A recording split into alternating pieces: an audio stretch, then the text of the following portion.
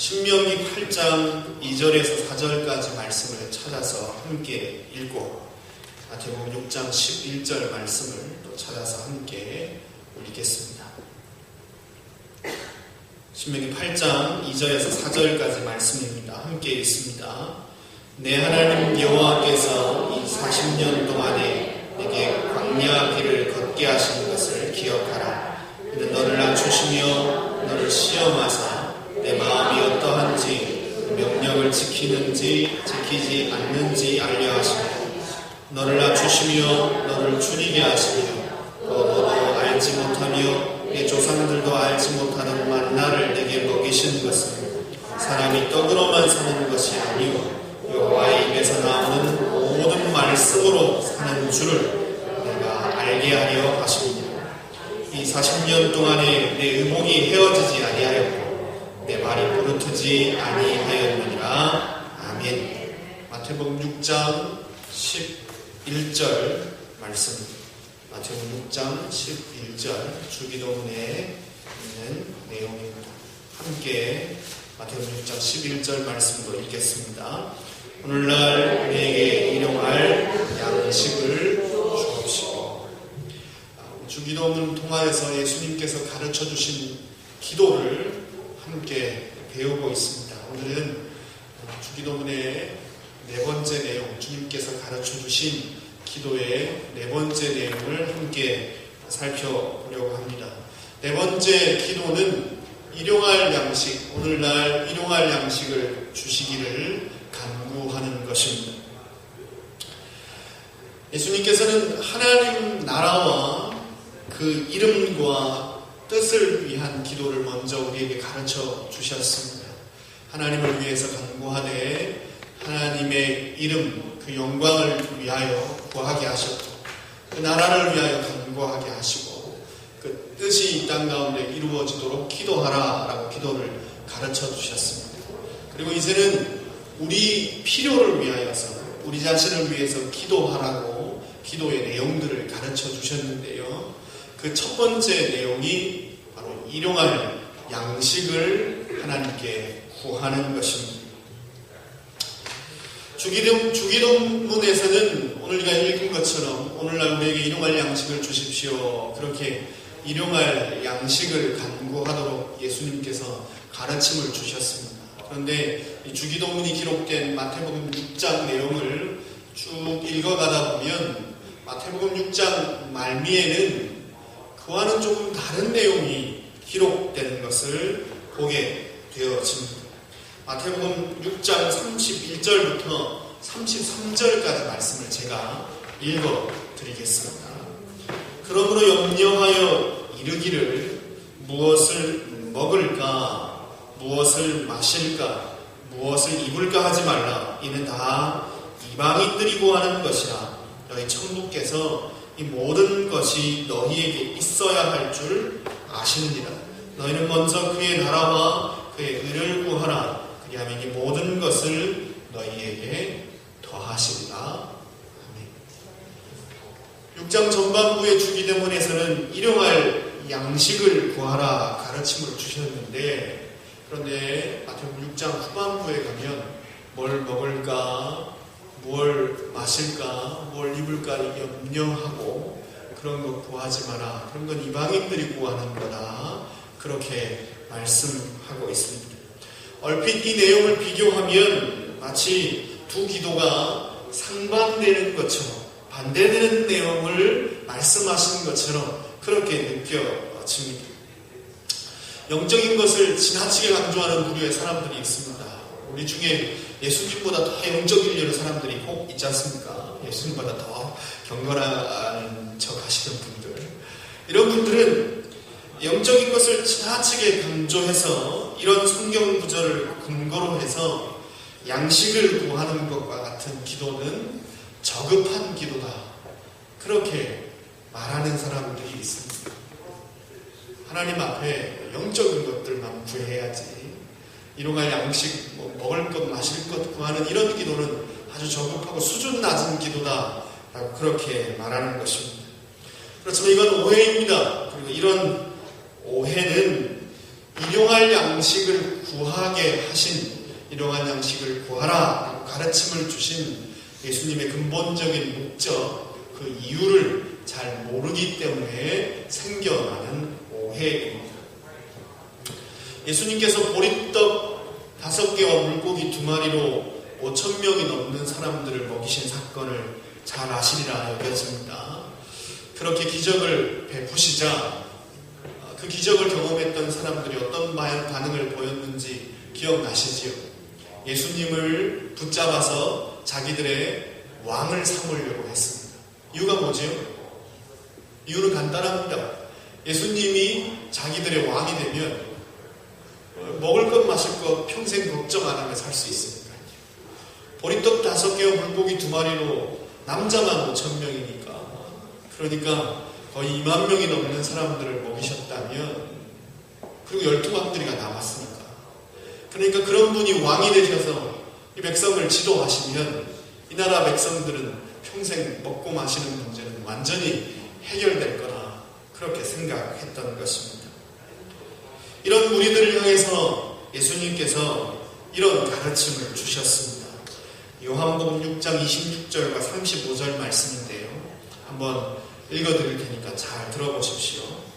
예수께서 대답하여 가라사대 내가 진실로 진실로 너희에게 이르노니 너희가 나를 찾는 것은 표적을 보는 까닭이 아니요 떡을 먹고 배부른 까닭이다. 내가 오병이어로 수천 명의 사람들을 먹이는 이 장면을 통해서 내가 누구인지를 깨달아서가 아니고 너희가 먹고 배불러서 그래서 그 먹을 것 찾는 욕심으로 나를 찾는다. 그렇게 말씀하셨습니다. 이어지는 35절 예수께서 가라사대 내가 곧 생명의 떡이요 내게 오는 자는 결코 줄이지 아니할 터이요 나를 믿는 자는 영원히 목마르지 아니하리라 말씀하셨습니다. 진짜 먹어야 될 떡, 생명의 떡은 바로 나 자신이다. 나를 먹는 사람, 나를 믿는 사람은 배고프지 않고 내 피를 마시는 사람은 영원히 목마르지 않겠다. 그렇게 말씀하셨습니다.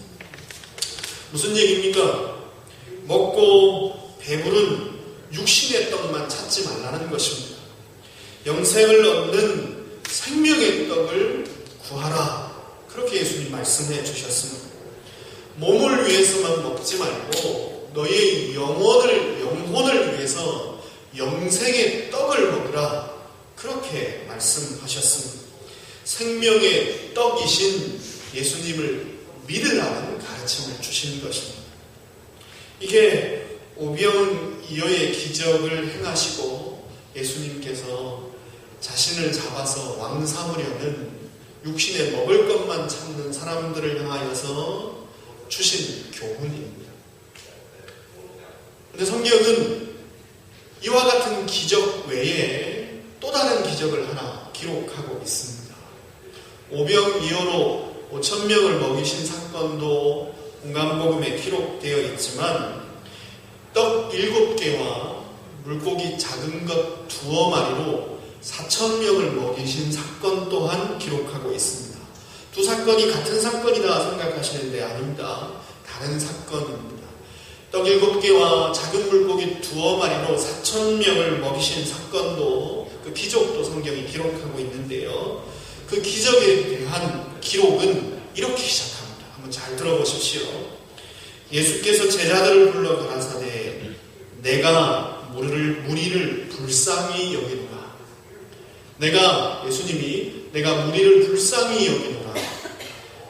저희가 나와 함께 있은지 이미 사흘임에 먹을 것이 없도다. 길에서 기진할까 하여 굶겨 보내지 못하겠노라. 아멘. 오병이어를 통해서 5,000명을 먹이신 사건을 통해서는 예수님은 그들에게 자신이 산떡이요 생명의 떡이신 예수님 자신을 믿어야 한다는 교훈을 주셨습니다. 즉 영적인 떡을 주시기를 힘쓰셨습니다. 그렇지만 떡 7개와 작은 물고기 2마리를 통하여서 4,000명이 넘는 사람들을 먹이실 때에 예수님께서 그 기적을 행하신 목적은 무엇이었습니까? 예수님을 따른 사람들이 먹을 것이 없어서 그들이 먹을 것이 다 떨어져서 이제 예수님께로부터 말씀을 듣고 집으로 돌아가는데 돌아가다가 너무 허기지고 배고파서 기진할까 걱정이 되셔서 예수님이 그 모인 무리들을 불쌍히 여기셔서 그들에게 먹을 것을 주셨습니다.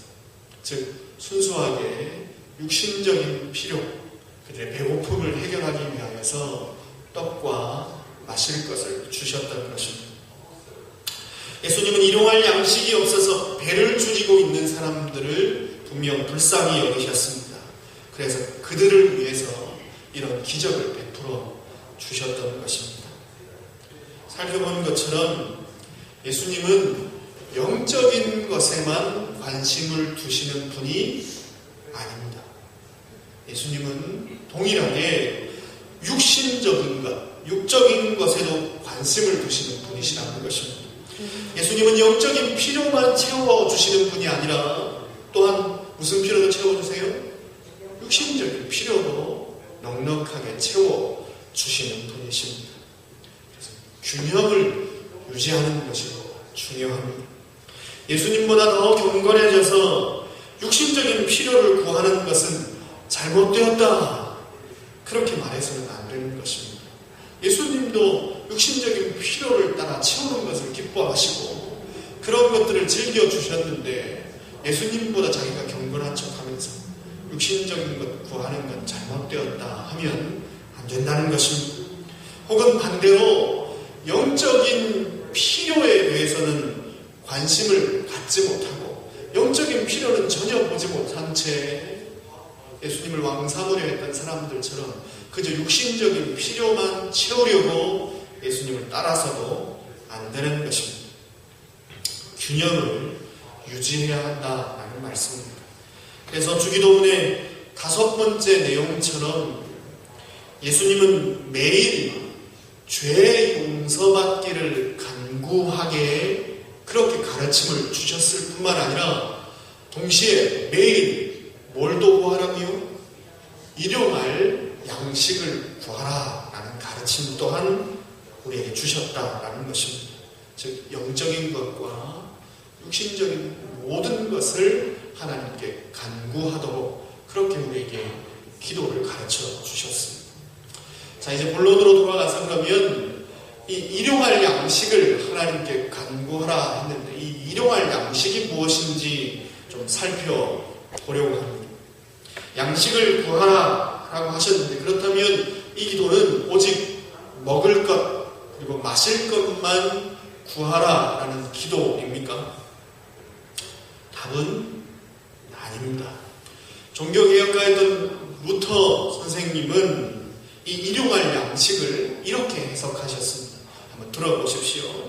일용할 양식이란 몸과 영혼에 필요한 모든 것인데 먹는 것, 마시는 것, 옷, 신발, 집, 농장, 가축, 돈, 물건, 경건한 배우자, 경건한 자녀, 경건한 고용인, 경건하고 진실한 통치자, 좋은 정부, 좋은 날씨, 평화, 건강, 교육, 명예, 좋은 친구, 신용 있는 이웃 등과 같은 것들입니다. 일용할 양식을 하나님께 구하는 것은 비단 먹고 마시는 것만 구하는 게 아니라 라는 얘기입니다. 육신을 입고 이 땅을 사는 동안에 우리의 생활에 필요한 모든 것을 간구하는 것이 이 기도 안에 포함되어 있다는 것입니다. 오늘날 먹고 마시는 기본적인 문제가 해결되지 않는 사람들이 많이 있습니다. 미국 땅에는 흔치 않지만 지구 반대편에는 하루 한 끼 먹는 것조차 힘겨워하는 사람들이 많이 있습니다. 그런데 그 식량 문제, 먹고 마시는 문제처럼 여겨지는 그 문제를 자세히 들여다 보면 그 문제가 단순히 먹고 마시는 문제만이 아니라는 것을 우리는 발견할 수 있습니다. 척박한 땅도 문제입니다.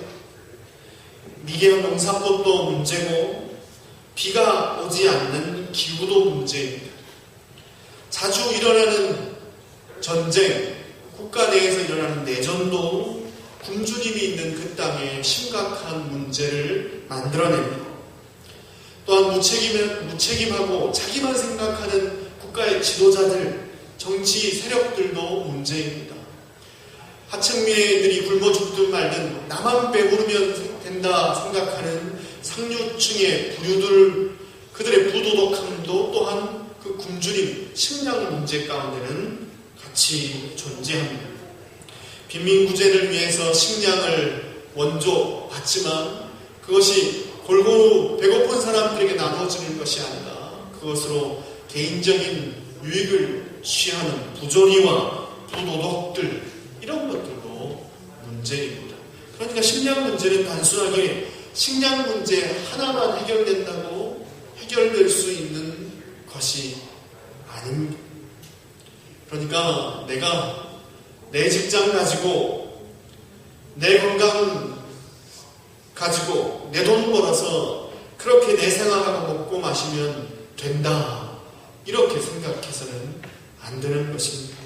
하나님께서 내게 건강도 주시고 직장도 주시고 좋은 날씨도 주시고 사회도 안전하게 안정되게 만들어 주시고 나라도 평안하게 하시고 모든 것을 평안하게 지켜주셔야 가능한 일인 것입니다.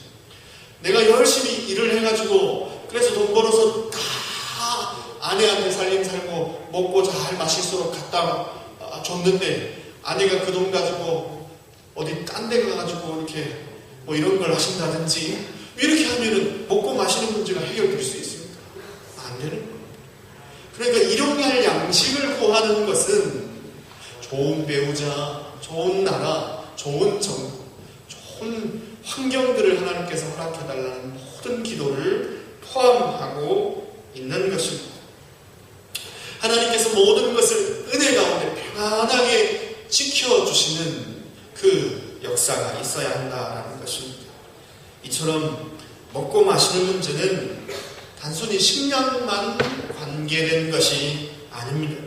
기후, 땅, 평화, 교육, 사회, 정부, 국가 모든 것과 관련되어 있습니다.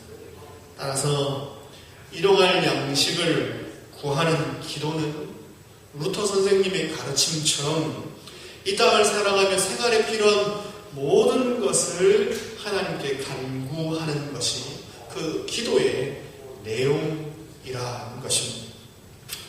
그렇다면 예수님께서 이 기도를 주신 근본적인 목적은 무엇일까요? 왜 오늘날 일용할 양식을 주십시오 라고 하나님께 기도하게 하셨냐라는 것입니다.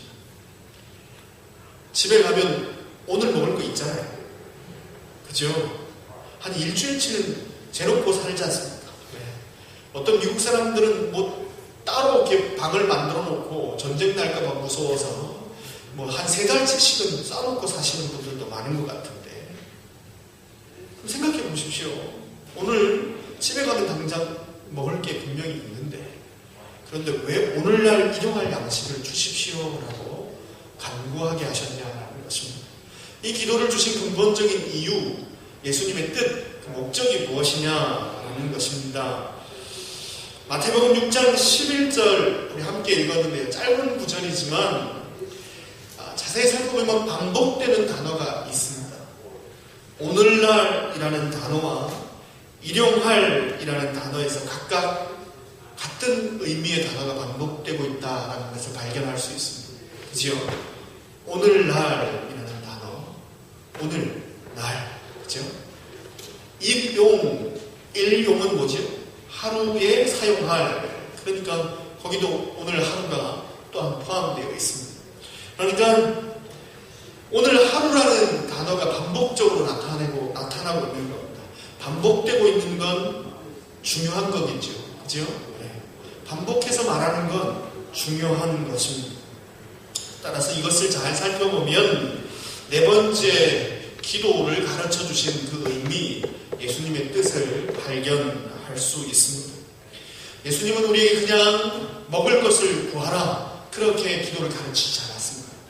주기도문을 가르쳐 주시면서 하나님께 너희 먹고 마시는 것을 구해라 이렇게 가르침을 주신 게 아니라 어떻게 가르침을 주셨지요?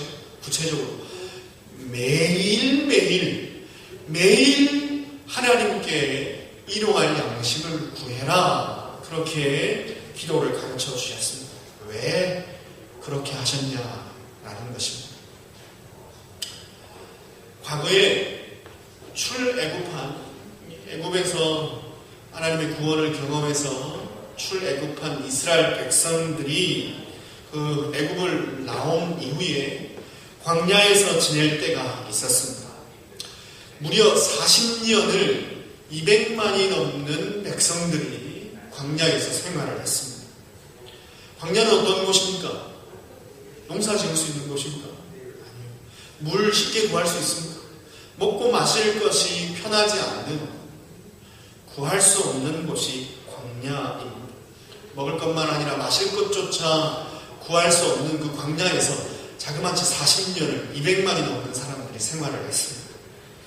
그런데 그들이 살아남을 수 있었던 이유, 살아남는 정도가 아니라 먹고 마시는 일에 부족함이 없고 의복도 헤어지지 않을 수 있었던 이유가 있었습니다. 왜 그랬습니까? 하나님께서 공급하셨기 때문입니다. 하나님께서 하늘에서 만나라고 불리는 일용할 양식을 내려주셨습니다. 출애굽기 16장 14절 15절 말씀을 읽어드립니다. 그 이슬이 마른 후에 광야 지면에 작고 둥글며 서리같이 가는 것이 있는지라 이스라엘 자손이 보고 그것이 무엇인지 알지 못하여 서로 이르되 이것이 무엇이냐 하니 모세가 그들에게 이르되 이는 여호와께서 너희에게 주어 먹게 하신 양식이다. 새벽에 이스라엘 증중에 이슬같이 것이 내렸는데 그것을 거두어다가 이스라엘 백성들이 맛을 보고 먹어보니까 꿀 섞인 과자 맛이 났다라고 성경은 기록하고 있습니다. 그것이 하나님께서 이스라엘 백성들에게 내려주신 양식이었습니다. 그런데 재밌는 것은 하나님께서 이 만나라는 양식을 이스라엘 백성들에게 내려주실 때에 한꺼번에 많이 주셔서 일주일이나 풍성하게 먹든지 아니면 한 달씩 그렇게 먹을 걸 하루아침에 다 거두게 하시면 좋은데 그렇게 안 하셨다라는 것입니다. 매일매일 먹을 양만큼만 주셨습니다. 적게 거둔 사람도 모자라지 않고 많이 거둔 사람도 남지 않았습니다. 신비한 일이었습니다. 심지어는 내일 먹으려고 다음날 먹으려고 그 만나라는 것을 딱 챙겨두면 그러면 그 다음날 그 음식은 벌레가 생겨서 먹을 수 없고 냄새가 났습니다. 다 그날만 먹을 수 있었어요. 그게 하나님께서 하늘에서 내려주신 만나였습니다. 성경은 그 내용을 이렇게 기록합니다. 출애굽기 16장 16절 여호와께서 이같이 명령하시기를 너희 각 사람은 먹을 만큼만 이것을 거둘지니 곧 너희 사람 수요대로 한 사람의 한 오멜씩 거두되 각 사람이 그의 장막에 있는 자들을 위하여 거둘지니라 하셨느니라. 이스라엘 자손이 그같이 하였더니 그 거둔 것이 많기도 하고 적기도 하나 오멜로 되어본즉 많이 거둔 자도 남음이 없고 적게 거둔 자도 부족함이 없어 각 사람은 먹을 만큼만 거두었더라. 모세가 그들에게 이르되 아무든지 아침까지 그것을 남겨두지 말라 하였으나 그들이 모세에게 순종하지 않고 더러는 아침까지 두었더니 벌레가 생기고 냄새가 난지라. 모세가 그들에게 노하니라. 무리가 아침마다 각 사람은 먹을 만큼만 거두었고 햇볕이 뜨겁게 쬐면 그것이 쓰러졌더라. 딱 하루만 먹을 수 있게 주셨습니다. 보관도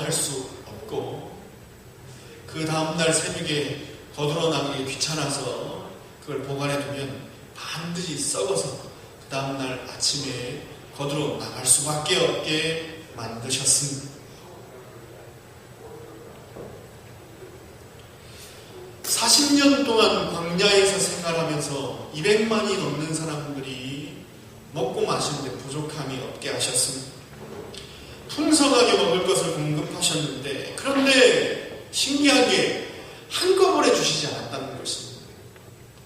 한 달치도 일주일치도 한꺼번에 주지 아니하시고 매일매일 필요를 채우셨습니다. 왜 그러셨습니까? 하나님도 매일 주시려면 신경 쓰셔야 되잖아요. 피곤하잖아요. 일주일치 주고 잘 보관했다 먹으라 하면 하나님도 좀 편하셨을 것 같은데 왜 매일마다 그 양식을 거두게 하셨냐라는 것입니다. 오늘 함께 읽었던 본문 말씀인 신명기 8장에서 우리는 그 해답을 찾을 수 있습니다. 신명기 8장 2절에서 4절 오늘 본문 말씀을 제가 다시 읽어드립니다. 내 하나님 여호와께서 이 40년 동안에 네가 내게 광야길을 걷게 하신 것을 기억하라. 이는 너를 낮추시며 너를 시험하사 네 마음이 어떠한지 그 명령을 지키는지 지키지 않는지 알게 하려 하십니다.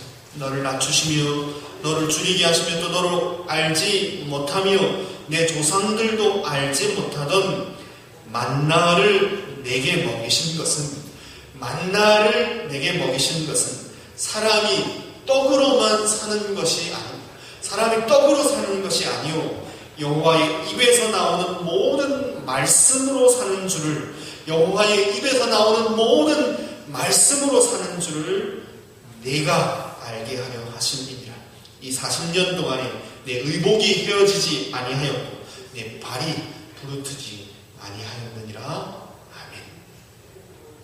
하나님께서 하늘에서 만나를 주신 목적이 뭐라고 얘기합니까? 사람이 떡으로 사는 게 아니고 하나님의 약속의 말씀, 하나님 은혜로 사는 것, 그것 깨닫고 잊어버리지 않게 하시려고 만나를 주셨다라고 기록하고 있습니다. 하나님께서 이스라엘 백성들이 스스로의 힘으로 먹을 것을 전혀 구할 수 없는 광야, 그곳에서 40년 동안 만나로 먹이시며 입히시고 부족함이 없게 하셨는데, 그런데 이를 통해서 하나님이 가르치시는 내용이 뭐라는 것입니까? 사람이 떡으로 사는 것 아니라 하나님의 말씀으로 산다라는 것을 가르쳐 주셨다는 것입니다. 떡으로 사는 게 아니고 하나님 말씀으로 산다. 사람은 떡으로 사는 게 아니고 뭘로 산다고요? 하나님 말씀으로 산다. 이게 도저히 이해가 잘 안 되거든요, 우리는. 이게 매일 경험하고도 이게 내일 되면 자꾸 의심되는 게 이게 우리 본성이거든요. 떡으로만 살 것 같거든요. 하나님 말씀 아니고 떡으로 사는 것 아니고 하나님 말씀으로 사는 것 가르치시고 만나를 주셨습니다.